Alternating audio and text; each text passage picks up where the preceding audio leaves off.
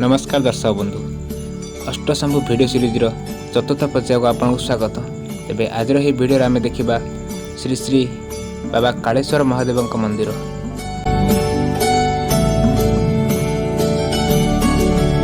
यह कालेश्वर मंदिर गंजाम जिलार ब्रह्मपुर ठारू मात्र 35 किलोमीटर दूर अवस्थित। गंजाम जिलार तत्कालीन आठगड़ राजा निज अंचल भितर अष्टशंभु प्रतिष्ठा करथिले। सही मंदिर भितरु एही कालेश्वर मंदिर अन्यतम।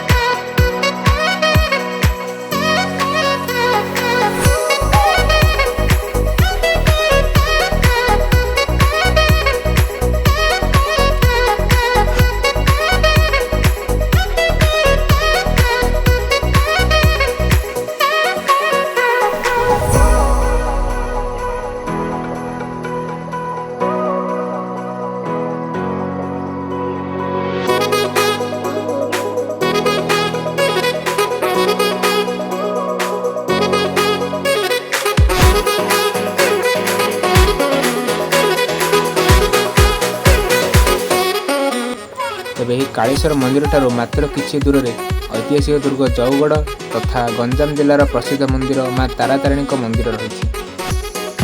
आशा करुछु आपन ये वीडियोटी निश्चित भल लगी।